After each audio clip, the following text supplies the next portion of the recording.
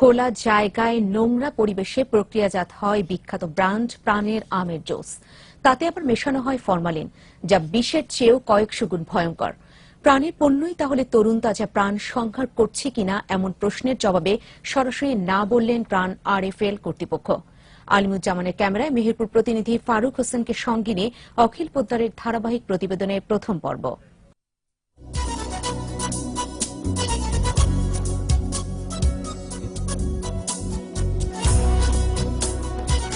সেরা প্রাণী আস্থা। বিজ্ঞাপনের এই ভাষার মতো সত্যিই যদি হতো স্বাস্থ্যের জন্য প্রাণ, তাই প্রাণী সেরা প্রাণেই আস্থা, তাহলে হয়তো কথা ছিল না।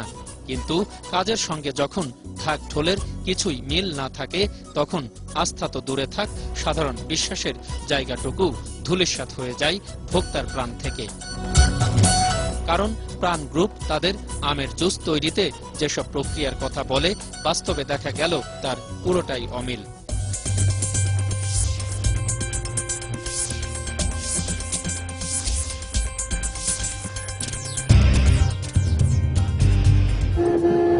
মেহেরপুরের গাংনী উপজেলার কাজীপুর ইউনিয়নের সীমান্ত ঘেঁষা গ্রাম কাজীপুরের এক গোয়াল ঘরে প্রক্রিয়াজাত হচ্ছিল প্রাণের আমের জুস আর আমের আচার।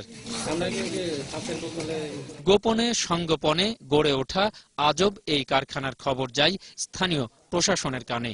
বিএসটিআই সহ অন্য কর্মকর্তাদের উপস্থিতিতে ড্রাম ভর্তি আমের কাটিং পরীক্ষার পর মেলে ভয়ঙ্কর সব তথ্য।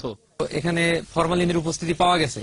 এখানে ডিটেকশনের যে পরিমাণ কালার শো করছে তাদের মাত্রা অনেক বেশি এবং সেটা খুবই ক্ষতিকারক, স্বাস্থ্যের জন্য হুমকি স্বরূপ। প্রাণ গ্রুপের সাথে এদের চুক্তি আছে, এই আমার হাতে সেই চুক্তিপত্র। অনেকগুলো ড্রামে যে সমস্ত পচিয়ে গেছে একদম।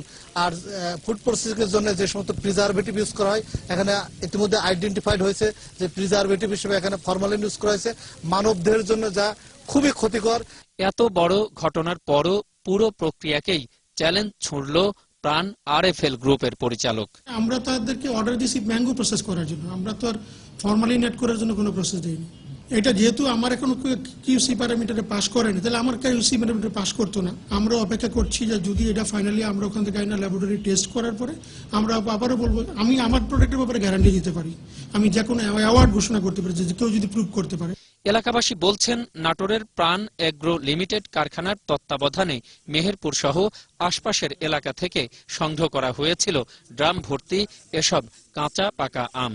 ডিসি সাহেব আসছিল, এসে তারা পরীক্ষা করে ধরেন দেখছে যে এখানে অনেক ফরমালিন আছে, এটা দেহের জন্য ক্ষতিকর, এটা নাকি আমরা যদি খাই তাহলে আমাদের কিডনি অতি তাড়াতাড়ি ড্যামেজ হয়ে যাবে। অত্যন্ত নোংরা অবস্থাতে এবং খুব অস্বাস্থ্যকর পরিবেশে তৈরি হচ্ছে। এগুলো আমাদের কোমলমতি শিশুরা এবং বড়রা যখন খাচ্ছে তাদের কিডনি এফেক্ট হবে এবং এখানে যে কেমিক্যালগুলো ধরা পড়েছে সেটা মানব স্বাস্থ্যের জন্য অত্যন্ত ঝুঁকিপূর্ণ। ড্রাম খুলে দেখা গেছে সেগুলো পচা, পুরো পচা। এগুলো খেলে মানুষের প্রচুর ক্ষতি হবে। আমরা শুনেছি এর আগে তারা মিষ্টি কুমড়া দিয়ে এগুলো বানাতো, জুস, ম্যাঙ্গো জুস। আমরা দেখছি ড্রামের মধ্যে আম পচে গেছে, বুঝছেন, এটা ছেলে পেলে খালি মারা যাবে। প্রাণের পণ্যের ভিতরে মাত্র ফরমালিন, যেটা মানবদের জন্য অত্যন্ত ক্ষতিকর, এটা একটা ভয়ঙ্কর বিষ।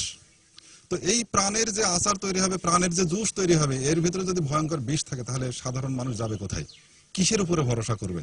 আসলে সাধারণ মানুষ তো হচ্ছে ফুটবলের মতো, মানে ফুটবল দুই পক্ষ লাথি দেবে, খেলবে, ফুটবল গড়ে বেড়াবে। কাজীপুর ইউনিয়ন চেয়ারম্যানের অভিযোগ, কারখানাটি গোপনে গড়ে ওঠায় এতদিনে অনেক তথ্যই তারা জানতে পারেননি। এখানে এত বড় যে একটা কারখানার কার্যক্রম চলছে, এ ব্যাপারে ইউনিয়ন পরিষদের কোনো ডাটা তথ্য ইউনিয়ন পরিষদের কাছে ছিল না। গোটা অন্ধকারের মধ্যে রেখে তারা সুবিধা অর্জন করার চেষ্টা করছে। এটা আইনত আমি মনে করি যে শাস্তিযোগ্য অপরাধ এবং এই কোম্পানির বিরুদ্ধে দৃষ্টান্তমূলক শাস্তির জন্য আমি জোর দাবি জানাচ্ছি। অত্যন্ত নোংরা দুর্গন্ধযুক্ত এই গ্রামীণ পরিবেশে প্রাণ কোম্পানি তাদের আমের জুস এবং আমের আচারে এখান থেকে মেশায় বিষাক্ত কেমিক্যাল আর ফরমালিন, আর এখান থেকেই আম কাটিং করে তারা পাঠাচ্ছে নাটোরের তাদের এগ্রো লিমিটেড কারখানায়। সাধারণ মানুষ জানতেও পারছে না তারা আসলে কি খাচ্ছে। অখিল পোদ্দার, 21 টেলিভিশন, কাজীপুর, গাংনী, মেহেরপুর।